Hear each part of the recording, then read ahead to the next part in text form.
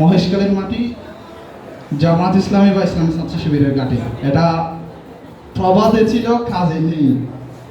এটা আমরা প্রমাণ পেয়েছি। আমরা প্রবাদে থাকতে চাই না, আমরা কাজে থাকতে চাই। ঠিক আছে? আমরা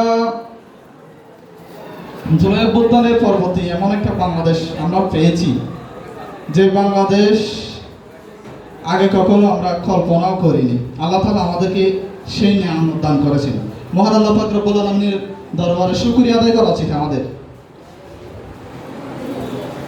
আমরা জুলাই অভ্যুত্থান পরবর্তী বিশাল একটা চ্যালেঞ্জ মোকাবেলা করে আমরা আজকে আপনাদের সামনে হাজির হয়েছি। সেই চ্যালেঞ্জ হলো গত 12 ফেব্রুয়ারি আমরা চ্যালেঞ্জটা মোকাবেলা করেছি। হয়তো আল্লাহ তাআলা চান না আমরা বিজয়ী হই, আল্লাহ তাআলা চান আমরা আরো শিক্ষিত হই, আমরা আরো শিখি, আমরা আরো জানি, তারপর দেশটাকে গড়ি। এই জন্য আল্লাহ তাআলা আমাদেরকে বিজয় দান করেননি। এখানে হতাশ হওয়ার কোনো কারণ নেই। মহান আল্লাহ পাক রব্বুল আলামিন পবিত্র কালাম হাকিমে বলেন, ওয়ালা তাহিনু ওয়ালা তাহজানু ওয়া আনতুমুল আ'লাউনা ইন কুনতুম মুমিনিন। তোমরা হতাশ হয়ে না, তোমরা নিরাশ হয়ে না। প্রকৃত মুমিনরা কখনো হতাশ হতে পারে না। নির্বাচনে আমরা হারার পর আমরা কি হেরেছি নাকি আমাদের হারানো হয়েছে? নিশ্চিতভাবে আমাদের হারানো হয়েছে। যেটা আজকে আমরা সংসদের প্রথম অধিবেশনে দেখলাম, তারা জুলাইয়ের সাথে গাদ্দারি করেছে। আমরা সেটা মেনে নেব না ইনশাআল্লাহ।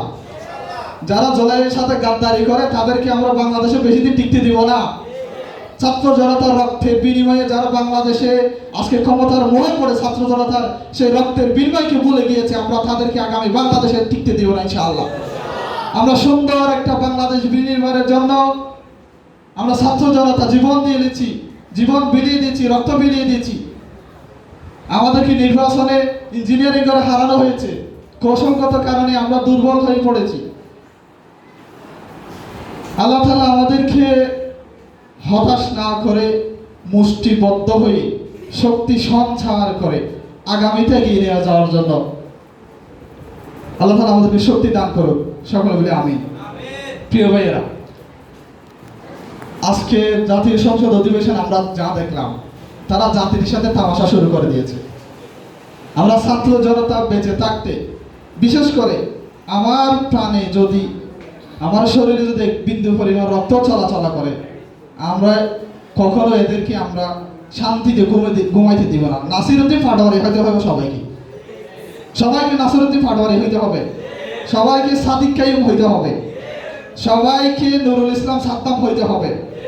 আমরা জ্ঞানের আলোয় আলোকিত হব, আমরা অন্যায়ের প্রতিবাদ করব। প্রিয় ভাইয়েরা, ছাত্র শিবির এমন একটা সংগঠন যেটা স্রোতের বিপরীতে চলে, যেটা আমরা জুলাই অভ্যুত্থানের পরবর্তী আমাদের স্রোতের বিপরীতে চলা একটু কমে গেছে।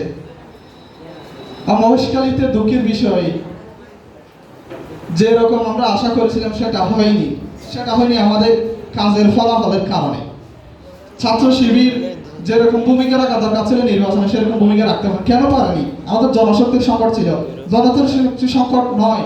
আজকে আমাদের সামনে যারা উপস্থিত আছেন, এখানে যদি সবাই যদি মান উন্নয়ন হয়ে যেতেন, সবাই যদি সাথী হয়ে যেতেন, সবাই যদি কর্মী হতাম, অ্যাক্টিভ কর্মী হতাম, তাহলে আমাদেরকে নির্বাচনে পরাজিত করা কারো পক্ষে সম্ভব হতো না। আমি ছাত্র শিবির, হোয়ানক এবং শাপলাহুর এই দুইটা ইউনিয়নের একটু বেশি সুনাম আছে। এখন সবচেয়ে বেশি দুর্বল হচ্ছে এই দুইটা ইউনিয়ন। আমাদের পৌরসভাতে এখন যদি একটা ডাক দেয়, 500 ছাত্র উপস্থিত হওয়া কোনো ব্যাপার না, কিন্তু হোয়ানক থেকে 10টা ছেলে নিয়ে যেতে আমাদের খুব বেশি কষ্ট হয়। কেন কষ্ট হয় আমাদের? এখানে আপনারা যারা উপস্থিত হয়েছেন আজকে, আপনারা সবাই ছাত্র না? আমাদের মুরব্বী সংগঠনের বাইরা ছাড়া। ছাত্র শিবির তো গতানুগতিক সংগঠন, ছাত্র দলের মতো সংগঠন নয়। আচমকা চমক দেখানো কোনো লক্ষ্য উদ্দেশ্য ছাত্র শিবিরের দেখানো উচিত নয়, দরকারই নেই, প্রয়োজনই নাই। আমাদের কাজ, একটা কথা বলে না, গুপ্তই সুন্দর, গুপ্ত দেখায় ভালো। সত্যি গুপ্তভাবে যেভাবে কাজ ভালোভাবে চালানো যায়, করা যায়, উপেনে এসে আমাদের রুহানিয়ত ধ্বংস হয়ে গেছে, আমাদের আমলিয়ত ধ্বংস হয়ে গেছে। যার কারণে আমরা আল্লাহ তাআলার কাছ থেকে আমরা ইসলামী আন্দোলন কর্মী হিসেবে যে রহমত পাওয়ার কথা সেটা পাচ্ছি না। আমাদের মিডিয়া ফোকাস হয়ে গেছে, জনগণ লোক দেখানোর কাজে আমরা বেশি সম্পৃক্ত হয়ে গেছি। ছাত্র শিবিরের কাজে কখনো সম্পৃক্ত হতে পারে না। ছাত্র শিবিরের কাজ গোপনে চলবে। আল্লাহ তাআলা গোপন ইবাদতই বেশি কবুল করেন, এটা কিন্তু মনে রাখা উচিত। তারা যতই গুপ্ত বলুক, আমরা কান দেব না, আমাদের কাজ আমরা করে যাব। আমাদের লক্ষ্য কোনটা? আল্লাহর সন্তুষ্টি। আমাদের লক্ষ্য কি? আমাদের লক্ষ্য কি? আমাদের লক্ষ্য বাংলাদেশের প্রেসিডেন্ট হওয়া নয়, আমাদের লক্ষ্য মহানগর ইউনিয়নের চেয়ারম্যান হওয়া নয়, আমাদের লক্ষ্য দক্ষ জনশক্তি হয়ে প্রকৃত বান্দা হয়ে মহান আল্লাহ পাক রব্বুল আলামিনের কি হওয়া? প্রকৃত বান্দা হওয়া, প্রকৃত মুমিন হওয়া আমাদের লক্ষ্য। আল্লাহ তাআলা আমাদেরকে পৃথিবীতে ক্ষমতায় যাওয়ার জন্য প্রেরণ করেননি। আল্লাহ তাআলা বলেছেন, ওয়া ইয ক্বালা রাব্বুকা লিল মালাইকাতি ইন্নী জাআইলুন ফিল আরদি খলিফা, আমি দুনিয়াতে খলিফা প্রেরণ করব, আমি দুনিয়াতে মানুষ সৃষ্টি করব, না বলা হয়নি। কেন খলিফা বলা হয়েছে? খলিফার কাম কি? খলিফার কাম হচ্ছে সুন্দর হওয়ারে হারাসিরা গরি সিলাই এর মানুষের উপযোগী গরি তুলব, এর ধরনের বিষয়। খলিফার কাজ কি?